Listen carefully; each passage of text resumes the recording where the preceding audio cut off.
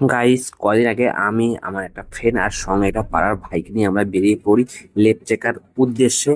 সঙ্গে বক্সা জয়ন্তীর সমস্ত কিছুই দেখার প্ল্যান ছিল, তাই আমরা বেরিয়ে পড়েছিলাম। তো তোমরা দেখতে পাচ্ছ আমরা কিন্তু সান্থাল বাড়িতে আছি। বাস থেকে নেমে আমরা সান্থাল বাড়ি পর্যন্ত আসছিলাম। কথা ছিল আমাদের 0 পয়েন্ট অবধি নিয়ে যাবে, বাট গাড়িটা খারাপ হওয়াতে আমাদের 0 পয়েন্ট অবধি নিয়ে যেতে পারেনি। কি কারণ সমস্ত কিছুই বলছি, তোমরা ভিডিওটা দেখতে থাকো, দেখলেই তোমরা বুঝবে। আমরা এখান থেকে যাচ্ছি হেঁটে। এটুকু আমাদের গাড়িতে যাওয়ার কথা ছিল, এরকম ওমনি ভ্যানে। বাট যে ওমনি ভ্যানটাতে উঠেছিলাম, ওমনি ভ্যানটাই খারাপ হয়ে গেছে। প্রথমে আমাদেরকে বললো যে ওভারলোড হয়ে গেছে, এর জন্য গাড়িটা যেতে পারছে না। তাই আমরা তিনজনে নেমে পড়েছি, বা বাকি তিনজন যাচ্ছে। আমরা বেসিক্যালি আমরা তিনজনই আসছিলাম, বাট এখানে আসার পর বাসের মধ্যে আবার তিনজন দেখা পেলাম। চলো তাহলে সবাই একসাথে যাই, তাহলে গাড়ি ভাড়াটা একটু কম লাগবে।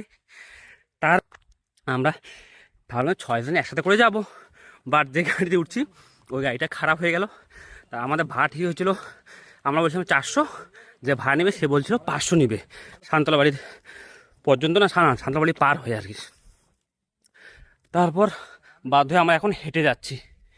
এখন এই রাস্তাটা আমাদেরকে হেঁটে হেঁটে যেতে হবে। দেখা যাক কতটা যেতে পারি। এখান থেকে যাব বক্সা ফোর্ট যাব, তারপর ওখান থেকে যাবো ল্যাপচেকা। দেখা যাক আজকে জার্নিটা এখন হয়। গাইস, আর হাঁটতে পারছিলাম না, প্রায় অনেকটাই দূর হেঁটে ফেলেছি। এখন মনে হচ্ছিল যে কেন আসি, বাট ভালোও লাগছিল, একটা অচেনা জায়গা দেখতে পাচ্ছি। ফাইনালি গাইস, আমরা কিন্তু পৌঁছে গেছিলাম 0 পয়েন্টে।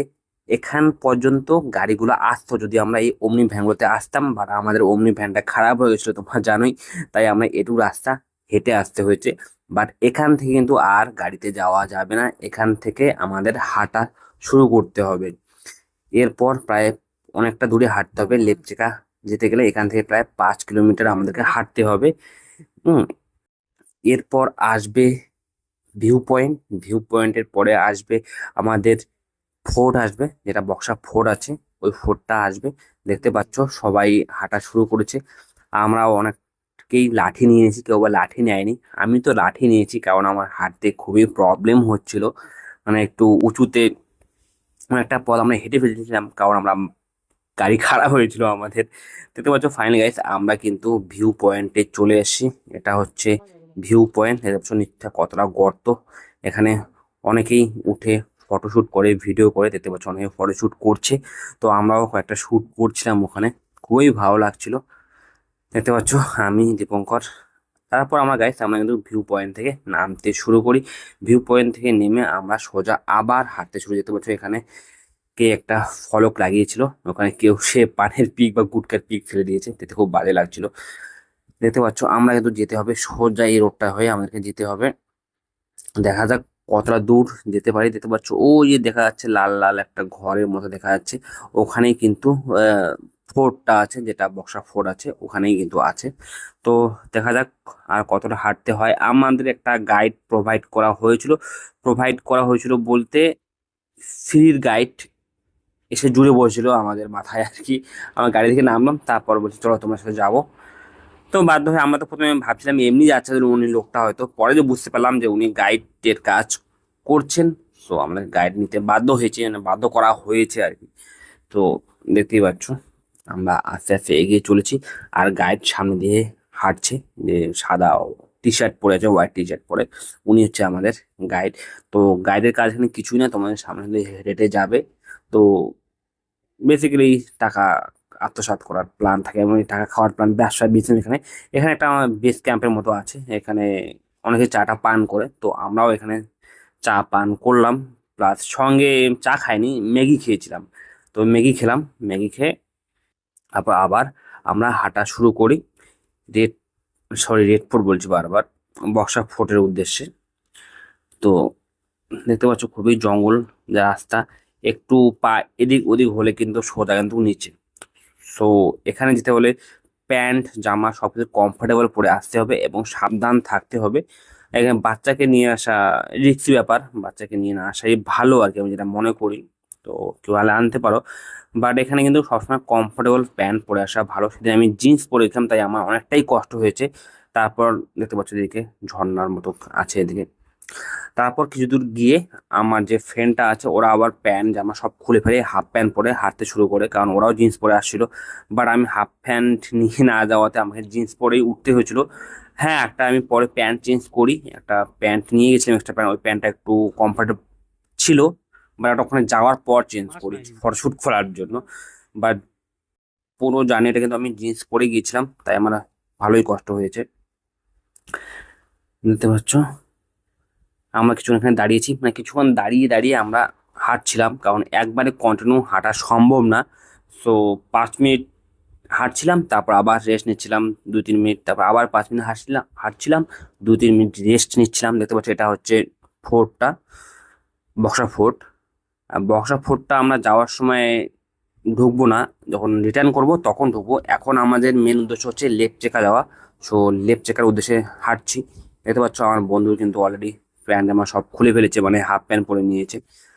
আর আমি ব্যাগটা সামনে নিয়েছি, পিছনে একটু ভারী ভারী লাগছিল তাই সামনে নিয়ে নিয়েছি।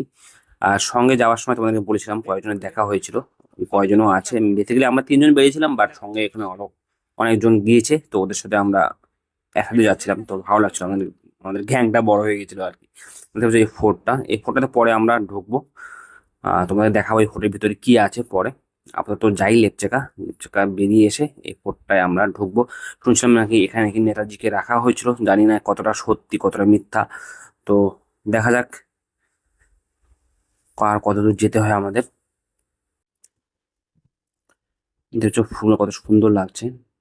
আর এদিকে কিন্তু একটাই আমি চিন্তা করি, জায়গাটা কিন্তু ঘোরার জন্য খুবই ভালো, কিন্তু আমার একটা জিনিস মনে হয় এই জায়গাতে যারা থাকে তাদের কিন্তু বসবাস করার ক্ষেত্রে খুবই কষ্ট হয় আর কি। কারণ হঠাৎ কারো কোনো মেডিকেল প্রবলেম হলে মেডিকেল সুবিধা তাদেরকে দেওয়া খুবই টাফ হয়ে পড়ে। কারণ এত দূর থেকে মেডিকেল নিয়ে যাওয়া খুবই ভয়ঙ্কর ব্যাপার একটা। দেখতে পাচ্ছ আমরা হাঁটতে একটা মন্দিরের দেখা পেয়েছি, এই সেই মন্দির। আমরা তো মন্দিরের উদ্দেশ্যে যাচ্ছি, কেউ উপরে একটু মন্দিরটা। তো মন্দির ভিজিট করার পর আমরা কিছুক্ষণ গাইস তোমরা দেখতে পাচ্ছ আমরা চলে আসছি লেপ চেকাতে ফাইনালি। দেখতে পাচ্ছ কত সুন্দর ভিউ, একবার তোমার দেখো জাস্ট ভিউটা। অনেক কষ্টের পর এই লেপ চেকাতে ঢুকলাম, একবার তোমার ভিউটা দেখো জাস্ট, কত সুন্দর ভিউ, একদম সুন্দর। দেখতে পাচ্ছ না নদীটা কত নিচে, আমরা তো কতটা উপরে আছি তাহলে। গাইস ভিউ দেখে কিন্তু খুবই ভালো লাগছে, বাট এই ভিউটা দেখার জন্য যতটা কষ্ট করতে হয়েছে কি বলবো তোমাদেরকে। যারা আসবে তারাই বুঝবে। হঠাৎ করে কিন্তু ডিসিশন নিয়ে নেবে না। যাদের একটু শ্বাসকষ্টের প্রবলেম আছে, শরীরের প্রবলেম আছে, একটু শরীর ফিটনেসের অভাব আছে, তারা কিন্তু ফট করে চলে আসবে না এই ল্যাপচাকা ভিলেজে। দেখতে পাচ্ছ ভিলেজটা কিন্তু খুবই সুন্দর। পাহাড়ের মধ্যে জাস্ট কয়েকটা বাড়ি আছে, এই কয়েকটা বাড়িতেই হোমস্টের ব্যবস্থা আছে।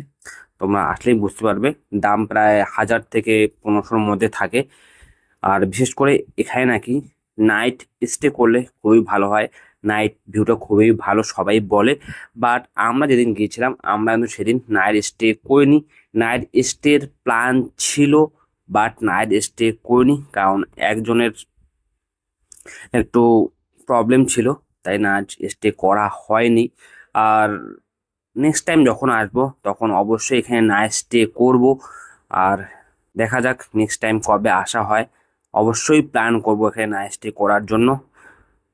আর এখানে কিন্তু আমরা বেশিক্ষণ ছিলাম না, কারণ আমাদের সেদিনই রিটার্ন করতে হতো।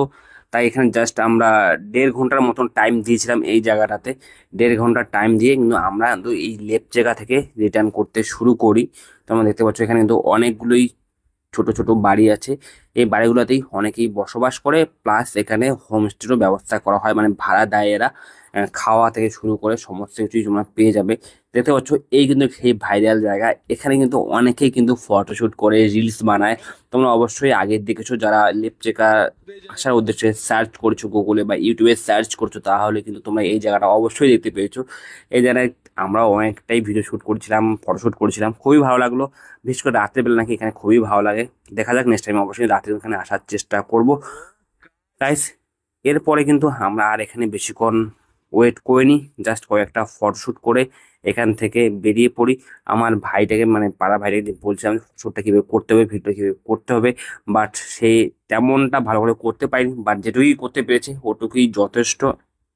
তারপর গাইস আমরা ওখান থেকে রওনা দিয়ে দিই। তারপর আমরা চলে এসি, তোমাদেরকে আগে বলছিলাম যে সেই ফোর্টে, দেখতে পাচ্ছ এই ফোর্টটা কিন্তু আমরা চলে এসেছি।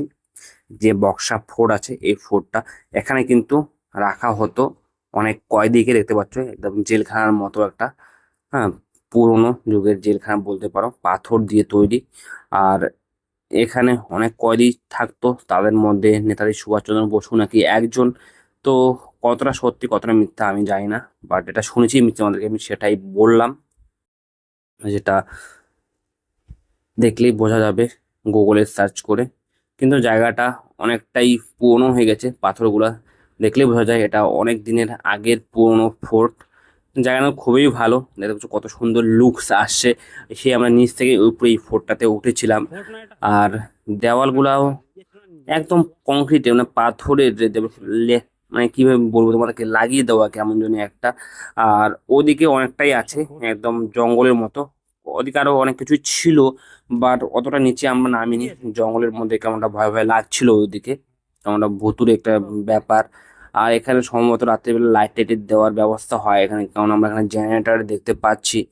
আর বসার জায়গাও আছে, বাট ওইদিকে সোজা গেলে আর অনেক কিছু ছিল, হয়তো ওইদিকে আমরা যাইনি, আর লোকজনও কম যাচ্ছিল ওইদিকে, তাই যাওয়া হয়নি। আর এর ভিতরে কিছুটা আছে হয়তো, তোমাকে কি আমি দেখাচ্ছি এর ভিতরে কি আছে। হ্যাঁ এখানেও হয়তো কিছু জেল টাইপের কিছু একটা আছে, এখানেও অনেকে ঢুকে আবার বেরিয়ে আসছে। হ্যাঁ ওই জেল টাইপের কিছু একটা, সবগুলোতে তালা বন্ধ, এটাতে তালা খোলা আছে। ভিতরে একটা ঘর আছে। তারপর গাইস আমরা কিন্তু ওখান থেকে চলে আসি জয়ন্তীতে, জয়ন্তী রিভারে, যেখানে অনেকেই পিকনিকের সময় পিকনিক করতে আসে। এরপরে গাইস আমরা বেশিক্ষণ ভিডিও করতে পারিনি আমি, বিশেষ করে কারণ আমার মোবাইলের চার্জ একদম শেষ হয়ে গেছিলো, জাস্ট এখানে কয়েকটা ফটোশ্যুট করে মোবাইল আমার ডেড হয়ে যায়।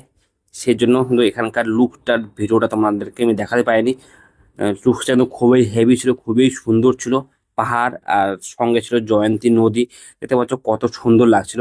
বাট আনফর্চুনেটলি আমার ব্যাটারি হয়ে যায় ডেড। তো ব্লগটা গাইস এখানেই শেষ করছি, আবার তোমার সাথে দেখা হবে নেক্সট